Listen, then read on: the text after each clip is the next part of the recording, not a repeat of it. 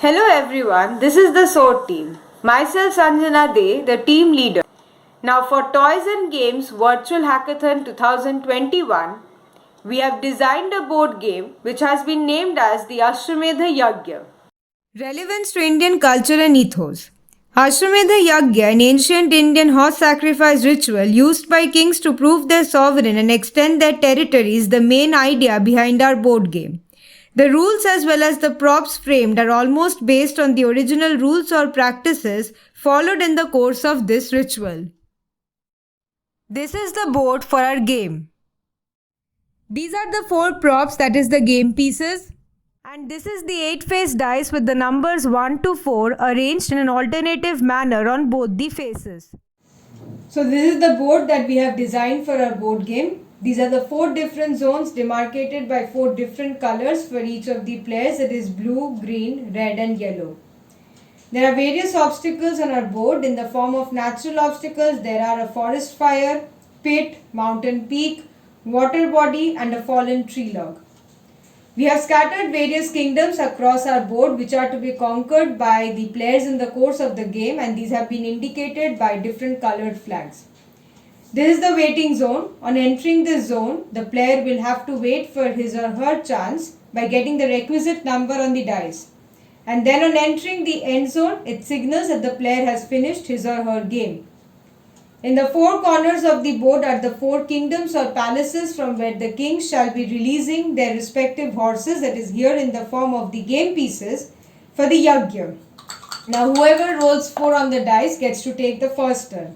So I get 4. So this signals a movement of my game piece from the doors of the palace onto the arrow mark. Now, in order to take my turn, I shall again roll the dice and I get 2. So the movement of my game piece shall be 1 and 2. Now something to be noted, for the purpose of our game, we are restricting the movement of our game piece in the anti-clockwise direction. Now for the purpose of explanation of a rule, I shall be shifting my game piece onto this square which contains a natural obstacle in the form of a mountain peak.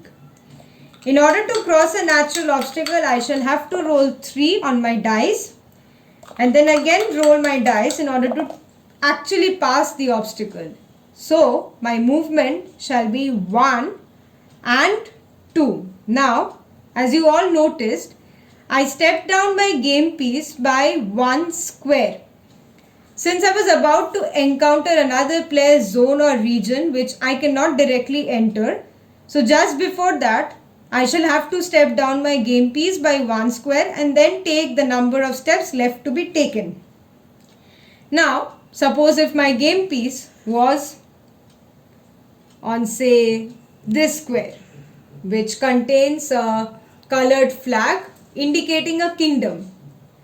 Now in order to conquer a kingdom, I shall have to roll 2 on my dice.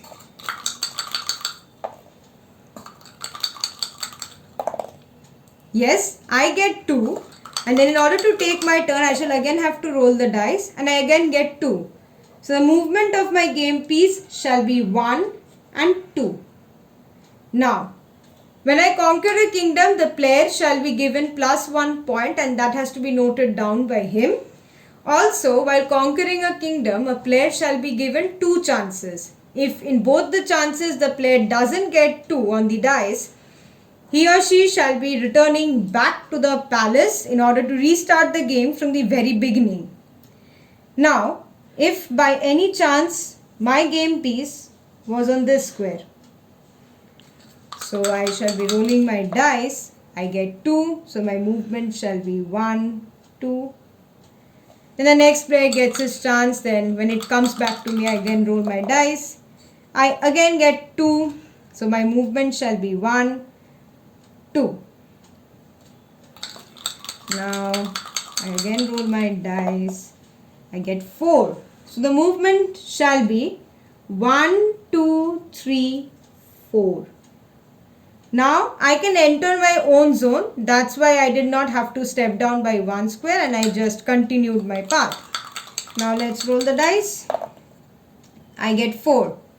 Here it shall be considered an invalid roll because as you can see, I only need 2 steps to enter the waiting zone. If I get 4, I cannot really enter the waiting zone, because there's also a step down here just before encountering the other player's region. So I shall have to get 2. Yes, I get 2. So it's 1 and 2 and I enter the waiting zone. Now, when I again get back my chance, in order to finish the game, I shall have to enter the end zone. 2 will be considered invalid. I will have to get 1 in order to finish my game, or else I will have to wait in the waiting zone as the other players continue with their moves. For the purpose of the explanation of the rule, I shall be intently rolling my dice to 1. I get 1 and I enter the end zone, and that signals that I have finished my game. So after all the players have finished their game, points shall be calculated on the basis of the number of kingdoms conquered. The one to get the most number of points shall be declared the winner, and in case if there is a tie in the number of points, then the one who enters the end zone first shall be declared the winner. Utility as a pedagogical tool. Our game can have a positive impact, especially on school-going children, as in the course of the game they are getting to know about the famous historical ritual of Ashwamedha Yagya. This in turn will induce a curiosity in them to know about the other historical stories and facts of our country circling this Yagya. After all, visuals stay embedded in one's mind for a longer time rather than textual facts. Implementation and scalability. The new and attractive design of the board is an advantage to get people's attention. Also, the props are different than the usual ones. Lastly, the unique storyline is the main feature of our board game to attract players of every age from 8 to 80. This is our team. Thank you.